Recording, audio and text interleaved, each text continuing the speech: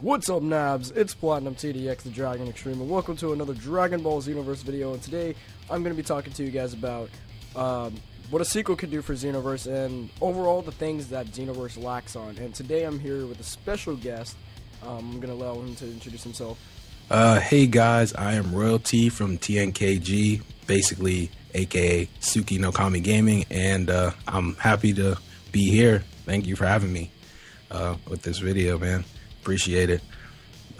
So as far as for me, what I think a sequel could do for Xenoverse, it could definitely benefit from a sequel being made.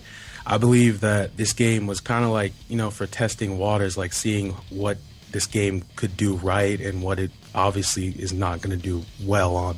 And if it does well, you know, like as far as sales and everything, it could expand on everything we've already gotten and then maybe add some things on the future with obviously with the sequel or whatever and make it a masterpiece in its own right, you know what I'm saying? So I'm going to list a couple things I think Xenoverse 2 could improve on from Xenoverse. And to start off, one is transformations for all races, not just the Saiyans, because, you know, how cool would it have been to play as a Frieza character? I mean, although it's cool that you can, you know, make him look like a fifth form cool or whatever, but I thought it would just have been cooler to just have a transformation, but obviously I guess they didn't have enough time, so that didn't get put in. And then my second reason would be a bigger character roster. I mean, yeah, it's not necessarily small, but it's not the greatest either. I mean, we have people missing like Majin Vegeta or, you know, other people like that.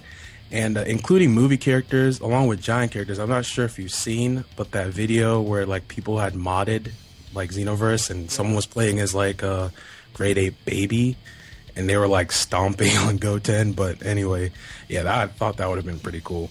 And then for Creative Saiyan, something that I thought this game would have had is like when they turn Super Saiyan, their hair changes, which it doesn't. It just stays the same, and it kind of looks weird.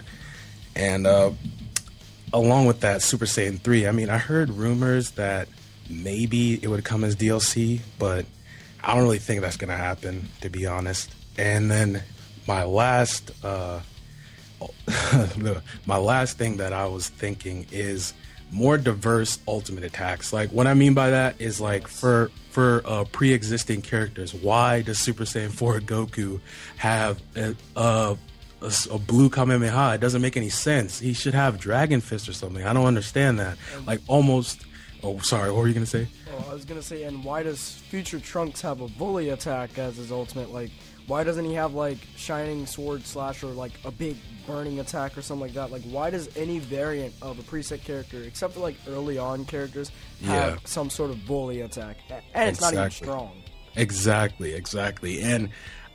And almost every variation of Goku has like a Spirit Bomb or Super Kamehameha, and that's just, to me, that's kind of lazy. They could have, I mean, maybe they didn't have enough time, but they said they've been working on this for 3 years, so I don't really know. That kind of leaves a bad taste in your mouth a little bit, but well, I don't know. I think my side of this is sort of the same as his, and what I really was surprised at was how, like, everyone said that every character is unique, but in fact, they're not as unique as people think. Like, having played the game and, like, having played the demo, the GameStop demo network test, and the full game at hand, I really can say that almost every character has some sort of linked combo, and every combo you do, like, since you make your own combos, but at the end of the day, they all come back to you knocking them away.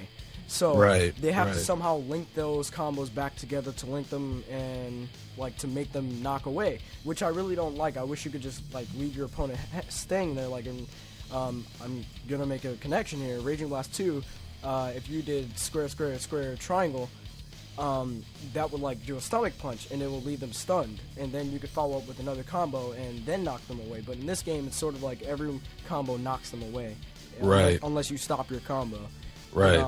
I think my second complaint with the game, the first one wasn't really a complaint, it was just sort of like some sort of, I guess, like a realization, I don't know, but the second one I would say is more so the roster. Now, they did have 3 years working on the game, and as you guys know, ultimates in this game, like the movesets aren't fully fleshed out. Like their supers are unique, but their ultimates, almost everyone has some sort of the same ultimate. Like Trunks has a volley attack, one of the Gokus has a volley attack, almost all Right. the Gokus, like you said, have a spirit bomb.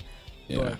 But like we all know, the supers are pretty unique. But I wish the roster could have been a little bit more diverse. I think they spent too much time doing other things that they should have, like. Instead of putting GT characters in the game, they said they would put it in if a lot of people wanted it, and the game was more so Z-based, but they don't even have all the Z characters nor Z moves yet. So Yeah, it's sort of exactly. Exactly.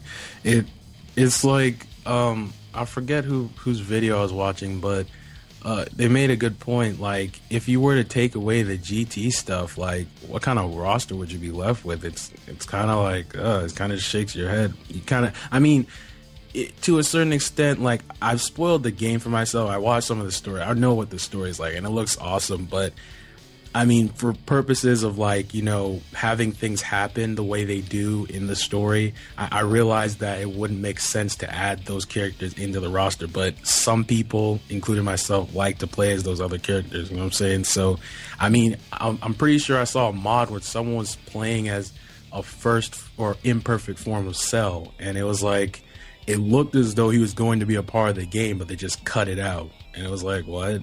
I don't know. That's... and actually, not to get off topic, with, like, the whole DLC thing, I actually heard from Rhymestyle, when in one of his videos, he was saying that potentially DLC Pack 2 could really make a lot of people mad with what they might include in there, which could mean... He was saying... He said take it with a grain of salt that it could potentially be Toa, Mera, and Demigra as playable characters. Now, that would really fucking suck. I don't know about anyone else, but that just seems like, it's like, what? Like, those people are a part of the story. Why are they not playable? You say, like you said earlier, not too long ago, GT wasn't even planned for this game, so how can you say that this is a Z-based game and everything, and you're introducing new characters, but they're not playable, yet you're making them DLC? That doesn't make sense. I don't know. What pisses me off about that whole thing is like, everyone connects this game with other fighting games like Street Fighter and such, and other fighting games, like, they introduce new bosses, but you don't play as them until, like, later on, because for some reason, they don't allow the public to play as the bosses until, like, the next addition to the game or the DLCs. But this game is nothing like those. This is a DBZ game, and I think Dimps or whoever was in charge of, like, these decisions really forgot that this is a DBZ game. Like, the reason why people buy DBZ games is because they want to play with the characters. And custom create a character is good and everything, like, it's a great addition to the game. I would in no way, shape, or form say, hey, take this out of the game, because I think it belongs there. But Exactly. if you're going to have all these costumes for the created character and not have the ability for the characters to be in the game, like, they have Goku's Yard Rat outfit. Why doesn't Goku have a Yard Rat outfit? That's the exact same thing I said in one of my videos. I was having a discussion with one of my friends, Nexus Impulse. Me and him were talking about that. Why is it that some of the created character costumes are there for your created character, but they're not there for the pre-existing character? That doesn't make any sense. It's just, what? Like, they have, what else do they have? They have Goku's Yard Rat outfit, and they have, I can't remember all the other things they have. They have some, they do have some costumes that the pre-existing characters do wear, obviously. Satchel. Yeah, he's another character. That doesn't make any sense. Kind of like, what? But they don't even have... I mean, I realized that was GT, like, in the beginning when Goku was wearing, you know, the blue gi and yellow. At the end of Z, he had it as well. Yeah, so why isn't it... He doesn't have that either. It's kind of... I don't know, man. They have, like... When I was looking... When I was watching the video that showed them cycling through the... different costumes that each character had, they had, like, you know, the different Gokus with different what am I thinking about, different Saiyan levels, you know, Super Saiyan 1, Super Saiyan 2, Super Saiyan 3, and he was just wearing the same thing, you know. It was like, okay, where's the other ones? I mean, although this costume's not very popular, I liked it when he was wearing the Saiyan armor when he was in the hyperbolic time chamber. Like Yes. even Budokai Tenkaichi 3 had that. Why isn't that in here? That looked awesome on him when he went, ascended Super Saiyan or whatever. I think since we're still on this topic of things Xenoverse lacked on, hopefully in the sequel they take all of these like complaints and put them into the next game. Like what I didn't understand is for all these years, the clothes have been purely cosmetic. Right. What went on in their head to say, hey, let's make the clothes specific for this moveset? Like no Dragon Ball Z game has done that. Right, which is true. And when I first heard that, when they were first talking about how every costume has a different moveset and everything, I was like, dang, now that is really cool. I've never seen a game do that before. And it makes sense. I mean, you think back to Tenkaichi 3, yeah, they had like, Goku mid, Goku early, Goku end, and all that other shit, which was cool. But this is kind of cool where it's kind of all mashed together where, you can see their movesets, be like, okay, this Goku has Kaioken times 20 or whatever have you. And I thought that was an interesting idea. Maybe if they really fleshed it out more, I think with Xenoverse 2 could be one of the best games we get. I mean, not taking away, like you said, not taking away from Xenoverse, because I'm hyped for the game. I can't wait for it. It's going to be great. There's just a couple things that should have been in here. Just should have. Like, usually... oh, sorry. No, I was done. You can go. But usually when games like, I know when Raging Blast fucks up, it's usually on something that the community knows that the game is going to kind of fuck up on. Like, I don't want to, like, the combat's not bad in Raging Blast 2, but it's simplistic on certain levels, but it's also advanced on some levels. But this game, you make the combat system yourself. But with this game, they fucked up on things that make DBZ games what they are.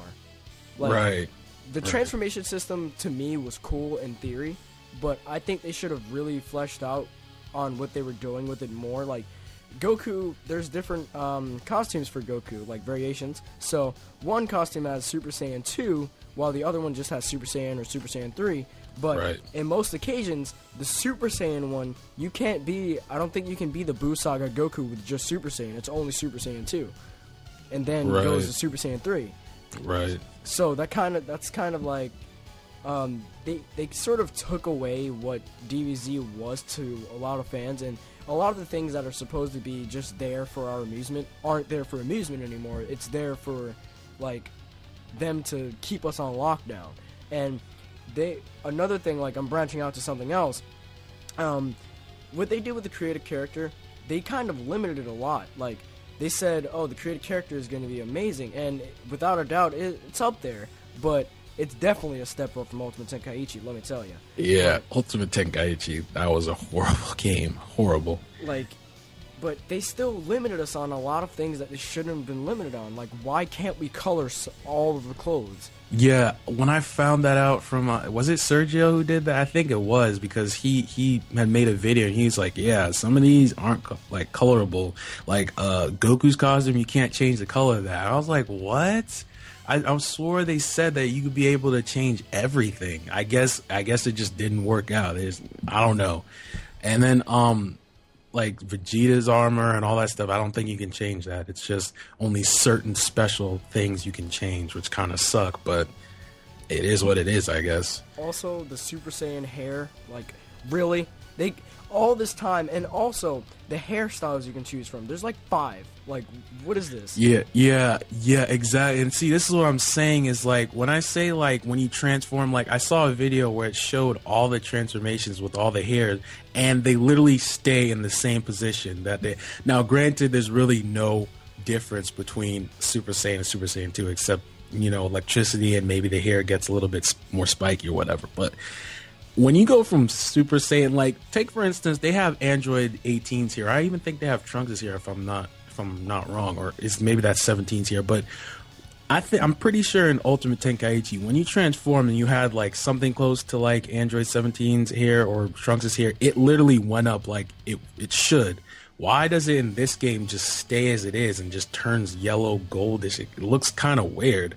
I don't know why they didn't like do anything with that. And like you said, there's really not that many hairstyles, but I don't know. And then also, there's only 15 masters, I think, if I heard correctly. And I think I heard that they might be adding more as like with DLC and stuff, but I would have thought there would have been a lot more than that, you know? It's kind of like, yeah. And this all goes back to the amount of time they had. They had 3 years, and no DBZ game, like as far as I can remember, DBZ games came out yearly. So yeah, that is true. This is a 3-year project, and Dimps hasn't made a game since 2008. So they must have started working on this probably after Ultimate Tenkaichi, which I think I'm guessing. So that's 3 years, and if this is all they've come up with, either A, they spent a lot of time in the fighting engine, which really, like, I'm gonna say this, don't hate me, but it's impressive, but it should have been better if they spent a lot of time on this. So they're using a modified Street Fighter engine, which is good, but since this is a 3-year project, you would think they would have a lot more content, not features, content, meaning the roster should be better. Because this is 2015. We're talking about games in 2005 that had a better roster than this. And exactly. Also, the cosmetics. They should know what makes a good DBZ game right now. And Dimps went back on everything and completely made a different arrangement. Like, all of these things that were in Budokai and Burst Limit and Infinite World aren't here. Now, the features are there, like World Tournament and Online. Online's, I heard, was pretty good. But...